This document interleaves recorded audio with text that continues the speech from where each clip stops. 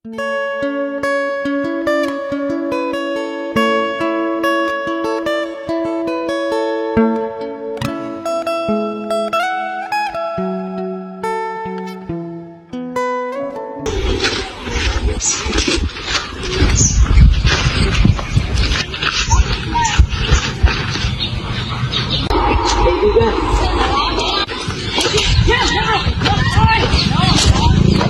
mo ba, binayaran ako ng malaking mga praile? Mong maigi ang papadikit ng mga kartel. Alam mo ba ang mga praile ang may kagagawan ng pagdagsa ng mga tao? Kiko, kung 6 na piso ang ibibigay ko sa iyo, magkano naman ibibigay ng mga praile? Mga praile? Tingnan mo, Kiko, ang mga taong iyan ay dumalo sapagkat sinabihan huwag sila pumarito. Kalahati ay narito dahil nasasabi ang iyong kartel ay mahusay. Ngunit hindi na mabasa ang liham pastoral at isipin niyo na walang nakakabasa nun. Ang kalahati ng nagsipasok ay manonood, ang kalahati ay pinagbabawal ng praile. Sa tingin mo, kaibigan, nawawala ako ng hanap buhay dahil sa mga pente? Marahil, Kiko. Marahil ay mahirap na maghanap ng salapi. Ang mahalaga may kumita akong Hudyat ay isang utok. Huwag kayong mabahala. Ang general ang may utos. Ngunit huwag niyong sabihin at kapag sinunod niyo ang ating utos ay matataasan kayo ng tungkulin. Kaawa-awa na bayan.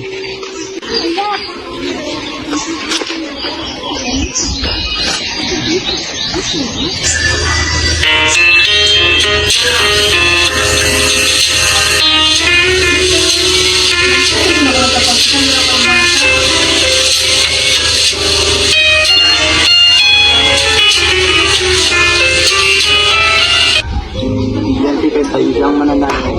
Pinagbawal sumayaw ng isang mataas na pwesto sa lipunan.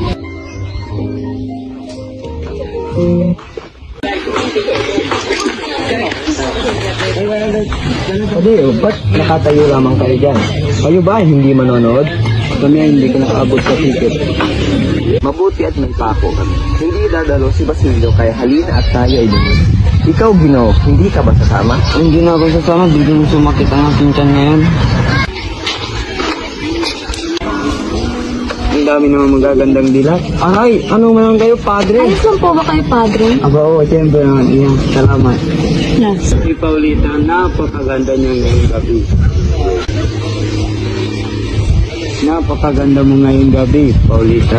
Maraming salamat po, Father. Isagani! Hindi ako makapaniwala na kasinta ng malaping iyong si Paulita. Umalis na nga tayo rito, Padre. Nasisira na ang gabi niyo. Hindi naman sa katunayan nga ay... Oh, Paulita.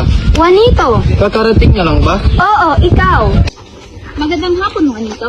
Magandang hapon, Tindon na Victorina. Kamusta ka? Maayos naman, good na naitanong mo. Nandito ka rin ba para manood ng palabas? Oo. Sumabay ka na sa amin. Mauna na ako, sumunod ka.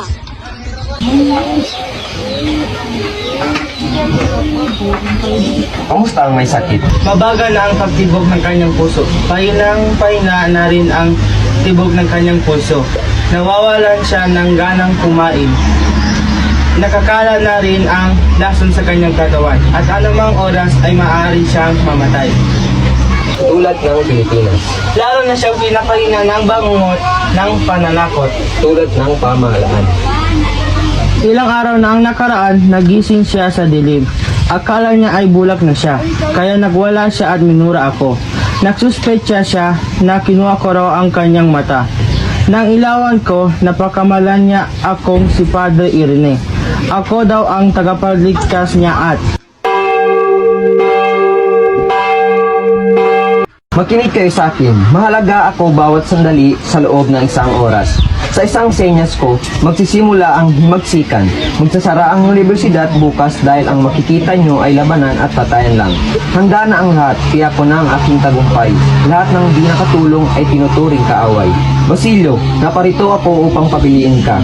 Ang kamatayan o ang kinabukasan mo. Kamatay lo kinabukasan ko? Hawak ko ang lakas na nagpapakilo sa ating pamahalaan.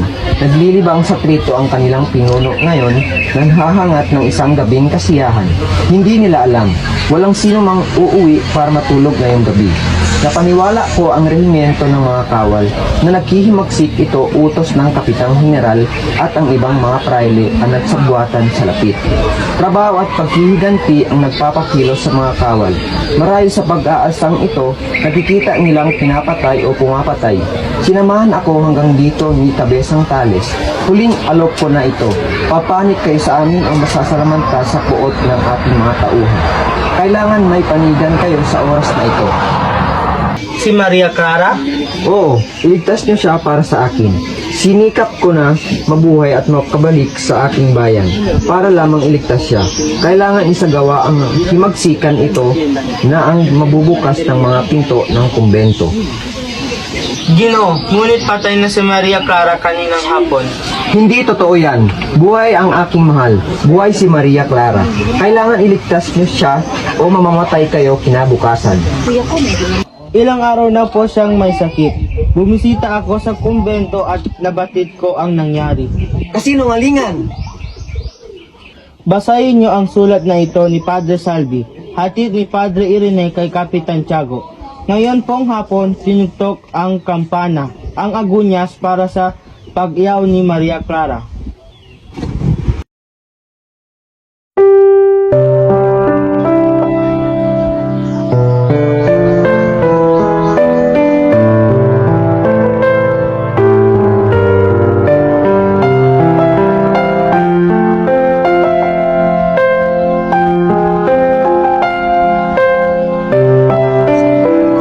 Namatay na. Namatay siyang hindi ko man lang nasilayan. Namatay nang hindi nalaman na buhay ako para sa kanya.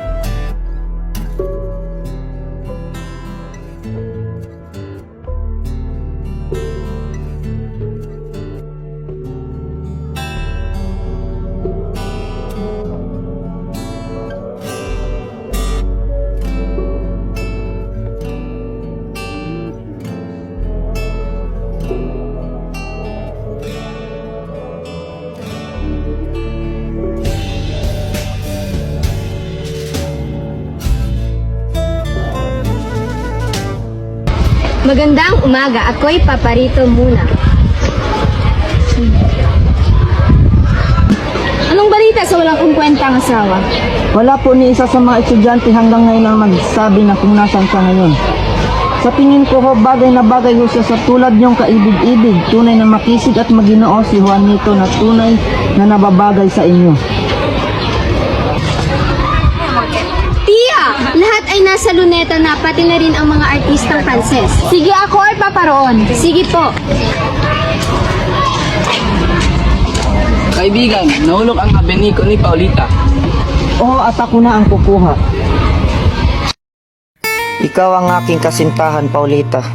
Paanong hindi ako mula simula hanggang wakas ng palabas, ngunit hindi mo man lang inaalisa ang iyong mata sa mga artistang Frances na iyan. Ipagpatawad mo aking Paulita. Ang buong akala ko kasi ay kayo ni Juanito ay nagkakabutihan na. Magkasama kasi kayong dalawa at nakikita kita doon sa dulaan. Walang halaga sa akin ang Juanitong iyon. Ang tiyahin ko ang umiibig sa kanya.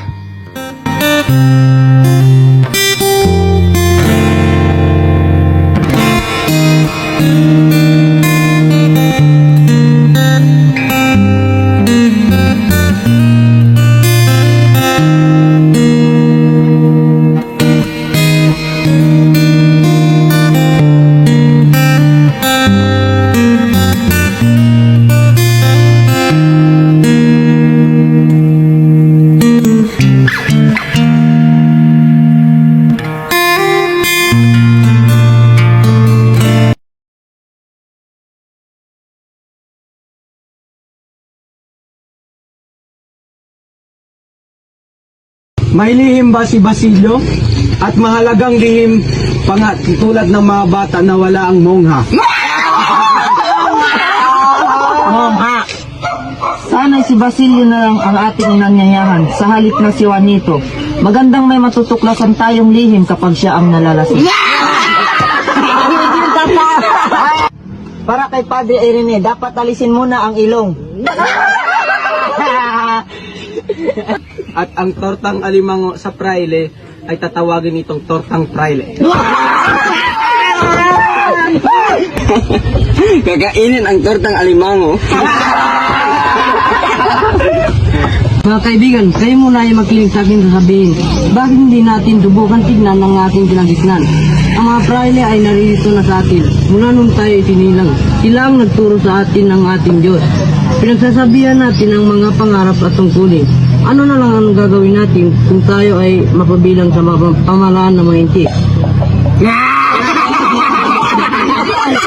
Tama! Kakain tayo ng tortang alimango.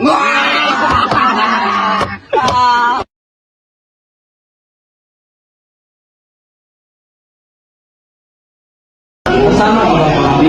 Hindi ho. May sakit si Kapitan Tiago at kailangan ko rin tapusin ang pagbabasa ng ilaw. Mabuti wala ka ron. Lumasabi kayo, nasamaan ng mga Diyos. Si Senyor Simon. Po? Wala siyang kinalaman. At nakataray ngayon, sinaktan siya ng makikita tao. Mga estudyante lamang ang sangkot, may makikita maski na masama. Mag-inag ka, ako, umuwi ka na agad, at sirain ang lahat ng papeles na maaaring masangkot sa inyo. Alam ko na kung bakit amoy bangkay si Kapitan Tiago. Binalang siya ng mga uwak, at tuwang-tuwa ka pa. Katilyo! Ikukulong tayo mga kasapi ng samahan. Bakasyon, walang pasok. Wala akong kinalaman dyan. Ano ba ang nangyayari?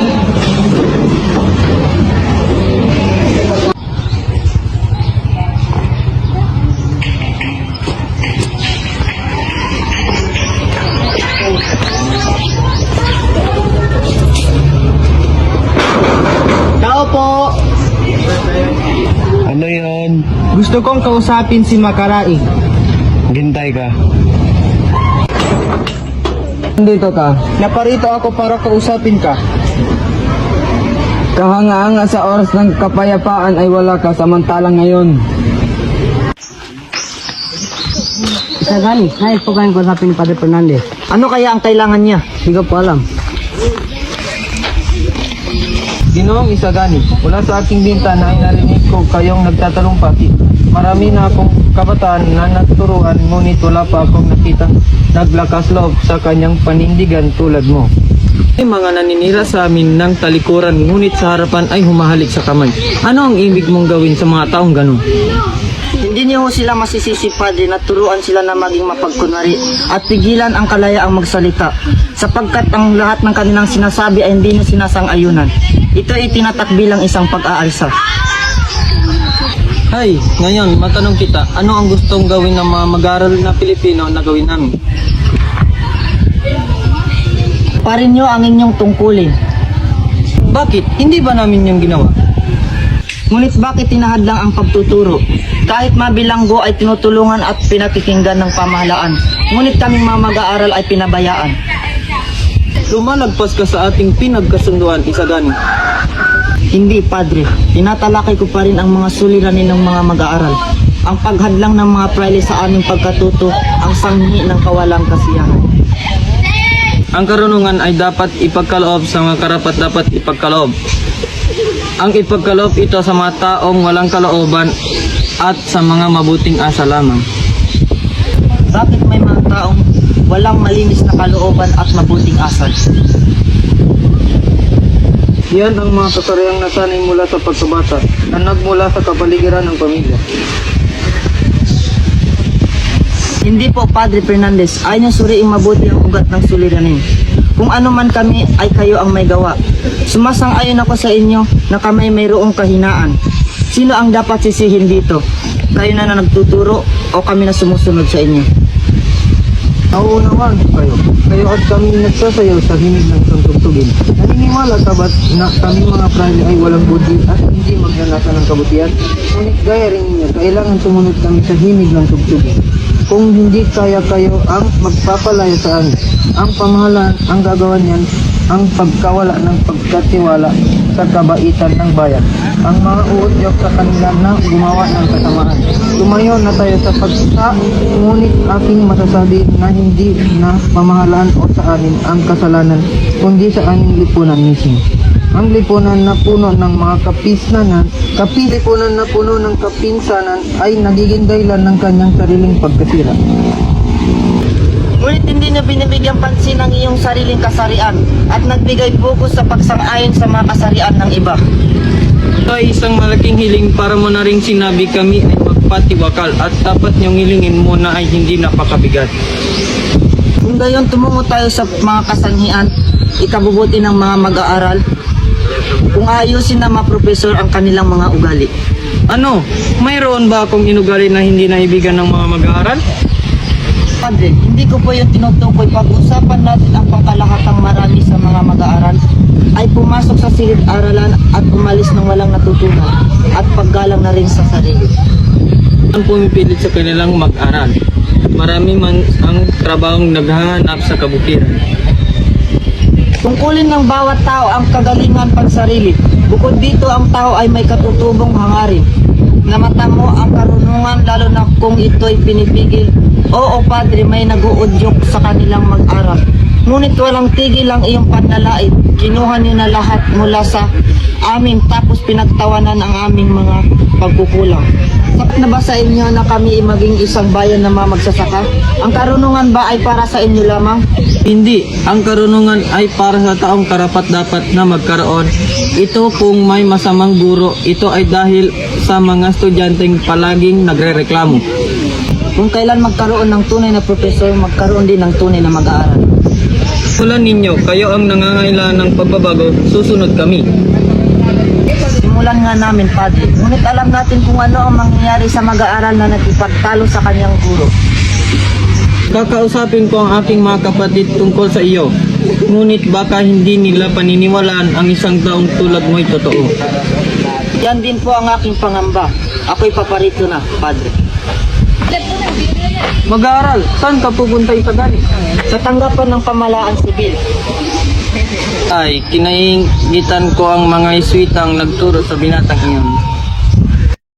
Pilipinas, ang pagpapaaral ay masama na pakasama sa Pilipinas dahil dito tingnan nyo ito ang mga nangyari. Hindi na napunta sa tindahan ng mga pilot. Meron pa naman ang bagong paninda. Ano ba itong nangyayari? Napakasama nito. Napakasama. Naku, kailangan po sa Pilipinas Diyos. Alam niya anong gagawin. Sabing tindahan, alam niya ano ang gagawin. Nakatago na bawal at pinapag... Sa tahanan ni Ginoong Simon, ngunit ayaw niya makipagkita kahit kanino. Eh, si Don Custodio.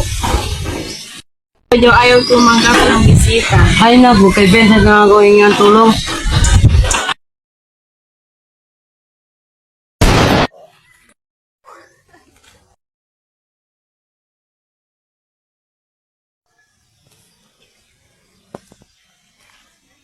Gulo-gulo na, wala na itong napuntahan, dapat barilan na yan. Ang dami nilang reklamo, ipatapon na sila. Naman nila yan. Kunwari daw matatapang sila, abay tignan natin. Maglagay ka ng isang batalyong kawal na may dalang sobra at kanyon. Ibigay mo sa sakali. Magsisiuwian rin sa kanilang bahay ang lahat. Ay nang. Yan ang payo ko sa'yo. Kung hindi lamang ako dumating doon, baka kumalat na ang dugo. Ngunit naalala pa kita, Kapitan. Naalala ko pa ang general at kung paano sila nabigo. Dahil hindi nakapunta si Simon, kundi lamang talaga siya nagkasakit.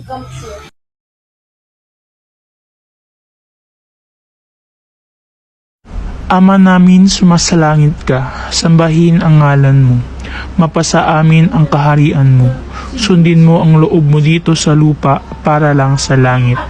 Bigyan mo kami ngayon ng aming kakainin sa araw-araw, at patawarin mo kami sa aming mga sala. Ipinapaalala ko sa iyo, Padre Irene, hindi nakapakumpisan si Kapitan Tiago bago siya namatay. Hindi dapat ipagkait ang eksekiya sa lahat ng namatay na di nakapangumpisal, mas lalo na sa mga makapagbabayat tulad ni Kapitan Tiago. Ang mahigpit na pagkait ng eksekiyas ay ginagawa lamang sa mga hindi makapagbayat nang iwan si Kapitan Tiago ng kanyang ari-arian sa kumbento ng Santa Clara, sa Papa, sa Arsobispo at sa korporasyon ng mga pari nang iwan din siya ng 10 piso para sa mag-aaral. At ang sabi-sabi na siya ng 25 piso kay Basilio ay binawi niya bago siya nawalan ng buhay. Kukunin ko na lamang ang 25 piso iyon sa aking bulsa upang maibigay kay Basilio. Sino ay hindi maaaring matalo? Ang pakatalo ay lumikha ng kalungkutan, walang sino mang maaaring malungkot sa langit. Kailangan may manalo na sa panalo ang sarap. O di sige, dapat silang mananalo, ganun kasimple. Makakasala sa kaibigan Martin, mahulog ka sa isang Erijal Cabe, Mekadas, hindi na ako makikipagmunte sa inyo at hindi na tayo makakapagbakas. Magdahan-dahan ka. Damit ng Pransiskano ang dapat isuot ng bangkay. May liligtas nito ang bangkay ni Kapitan Tiago sa apoy ng Diyos. Sumain niyo ang kabutihan ng Diyos. Sumain nyo din, mamahinga ka na ng tuluyan, Kapitan Tiago. Maayos naman. Maayos? Kailan mo alam ang balik-balita? Balita? Hindi mo alam? Si Basilio nakulong. Huwag ka mag-alala, Huli. Mabait at hindi kabata si Basilio. Huli! Huli, gumising ka! Huli, narinig mo ba ako? Huli! Pagdasal, magagamitan tayo ng uwi. Huli. Malik na lang tayo, Hermana. Hindi ka sinabi ko sa'yo, pag ako ang iyong kasama, wala ka dapat ikinakabahan na. Isa pa, wala namang masamang gagawin sa'yo si Padre Camora. Isa ka lamang kumak na dalagang bukid. Na, bitawan mo ako! Walang galang! Ano mo ba kung Padre Camora? Ano yun? Si Basilio ngayon na nakapilit. Wala na ako ibang malalapitan. Sapagkat luminsan na rin si Kapitan Tiago. Kaya ako'y nagmamakaawa. Tulungan niyo ako. Alam mo ba na ang pulo ay may kapalit?